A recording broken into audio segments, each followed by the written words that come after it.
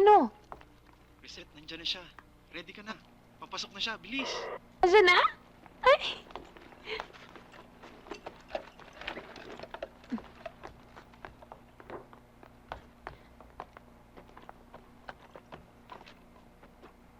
Good morning, sir.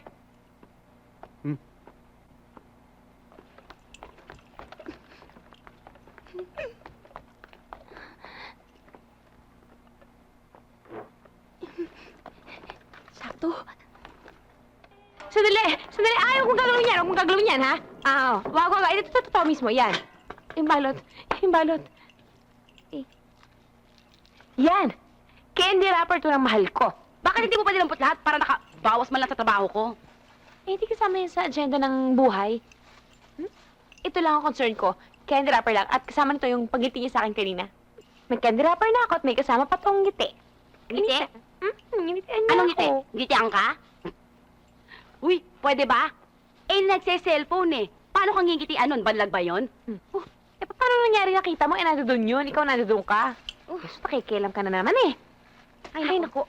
Alam mo, hindi ko maintindihan. Eh, bakit hindi mo matanggap na kami na ni Eric eh? Mahirap pang intindihin yun. Hindi naman, di ba? Mahirap ang buhay na to. Naawa ako May nga. Ay, yung ballpen ko. Ito. Naawa ako sa'yo. Basta, October 22, 8:43 ng umaga. Iti anak ko ni Eric. Hoy, magsulat ka naman ng totoo dyan sa logbook na yan. Kahit konti lang. Logbook ko to. Wala pa kilamanan ng logbook. Basta, hinitian niya ako. Tapos.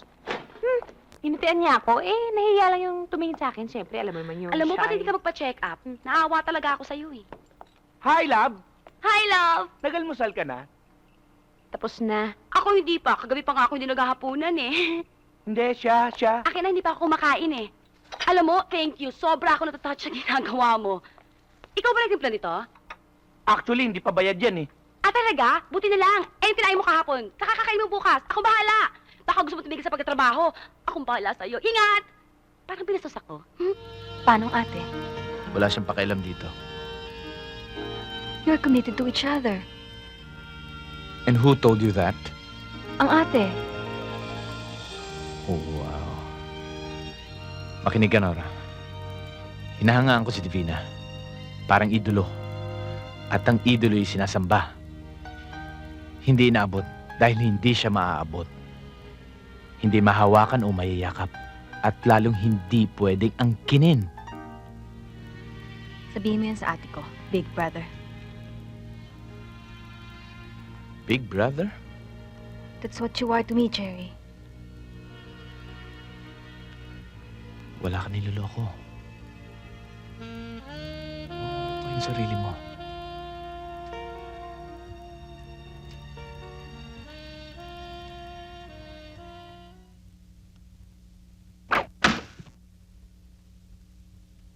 Oh, ikaw naman. Subukan mo.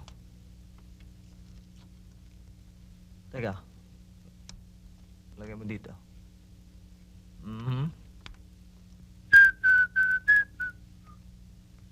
Come on, Jerry. I'd like you to meet Nora's boyfriend.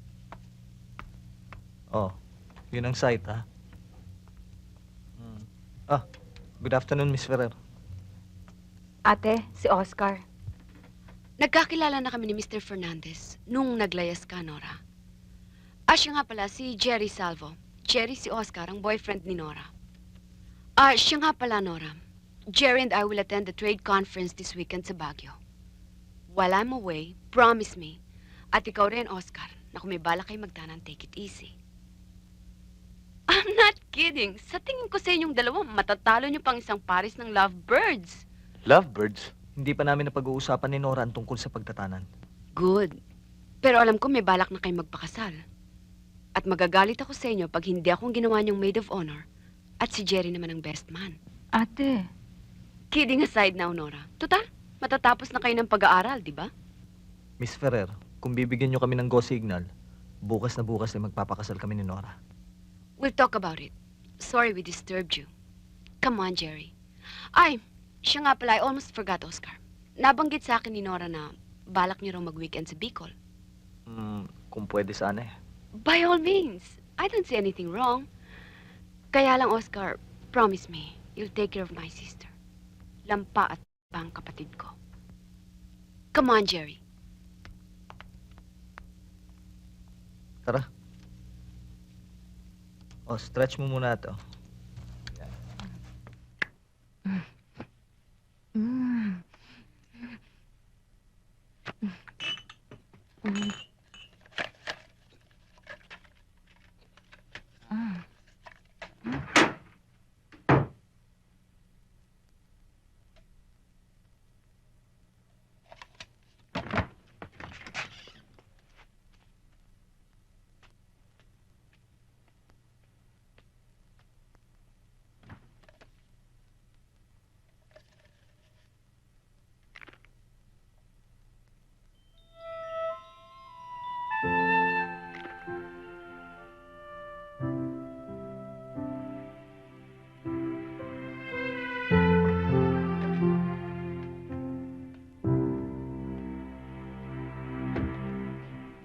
Papasok ba kayo bukas?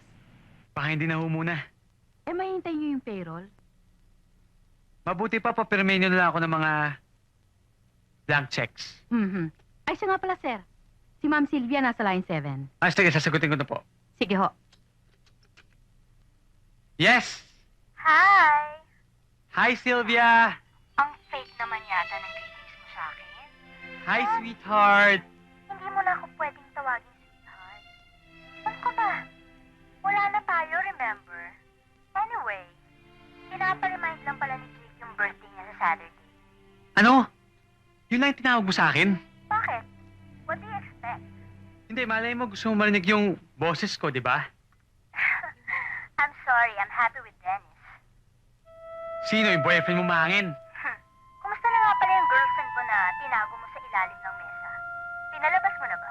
Tingin ko nga magkakatuloyan kayo eh. Bye! Uy, Tinay! Ano ka ba? Tingnan mo yung ginawa mo, binasa mo! Next time, pag pupunta ka dito, mag-iingat ka! Sige, kumuha ka ng trapo, bilisan mo! Tingnan mo ginawa mo, Tinay! Bilis!